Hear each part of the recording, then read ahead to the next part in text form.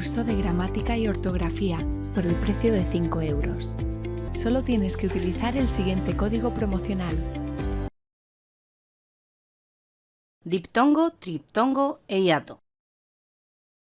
Las vocales. Como ya debes conocer, en el español existen 5 vocales: A, E, I, O, U.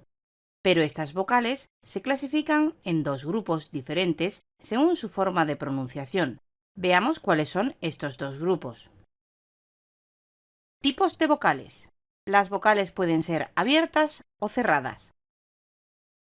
Abiertas o fuertes: A, E, O. Cerradas o débiles: I, U. De las 5 vocales, 3 son abiertas o fuertes. Se clasifican de esta forma porque para pronunciarlas tienes que abrir más la boca, por lo que suenan más alto que las otras. De las 5 vocales, 2 son cerradas o débiles. Con estas sucede lo contrario a las abiertas o fuertes, pues para pronunciarlas tienes que abrir menos la boca, por lo que suenan más bajito. Además, al igual que ocurre con las sílabas, también se pueden clasificar según su acento: tónicas o átonas. Tónicas son aquellas sobre las cuales recae la fuerza de acentuación, y átonas son aquellas sobre las cuales no recae la fuerza de acentuación. Al igual que ocurre con las sílabas, solo puede haber una vocal tónica en una palabra, pero puede y suele haber varias átonas. Tienen también la misma excepción los adverbios terminados en mente. Ejemplo: huérfano. Las vocales U, A y O de la primera, segunda y tercera sílaba, respectivamente, son las vocales átonas, mientras que la E de la primera sílaba es la vocal tónica. También debe tenerse en cuenta que la vocal tónica se encuentra siempre en la sílaba tónica, pero en la sílaba tónica puede haber, en el caso de que contenga más de una vocal, vocales tónicas y átonas. Este es el caso de la palabra huérfano, pues su sílaba tónica, huer, que contiene una vocal tónica, la E, y una átona, la U. La formación de diptongos, triptongos e hiatos depende de cómo se combinan estos 2 tipos de vocales al interior de la sílaba. El diptongo. Un diptongo no es más que la secuencia de 2 vocales diferentes que se pronuncian en una misma sílaba. Es decir, cuando en una sílaba tenemos 2 vocales diferentes, una a continuación de la otra, sabemos que estamos en presencia de un diptongo. Existen 2 estructuras posibles para la formación de un diptongo. Veamos cuáles son: vocal abierta más vocal cerrada o viceversa. Ejemplo: caimán, cielo. En el primer caso, la primera sílaba de la palabra caimán tiene 2 vocales, A e I. La primera es una vocal abierta y la segunda una cerrada, y como están en una misma sílaba, forman un diptongo. En el segundo caso ocurre lo mismo. Lo que se invierte es el orden, pues la primera sílaba de la palabra cielo tiene igualmente 2 vocales, I y E, una cerrada y luego una abierta, por lo que forman también un diptongo. Vocal cerrada más vocal cerrada. Ejemplo: ciudad.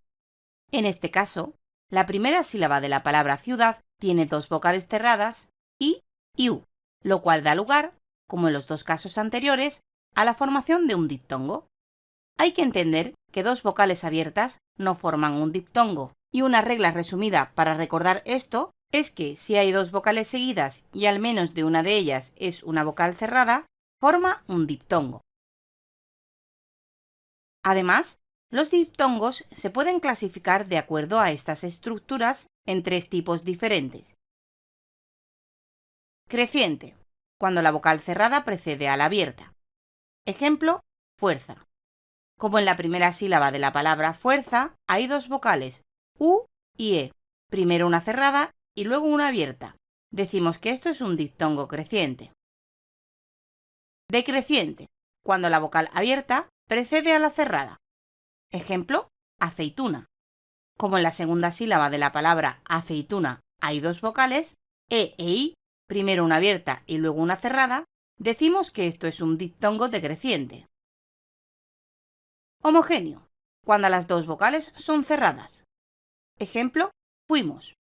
Como en la primera sílaba de la palabra fuimos hay dos vocales, U e I, dos cerradas consecutivas, decimos que esto es un diptongo homogéneo.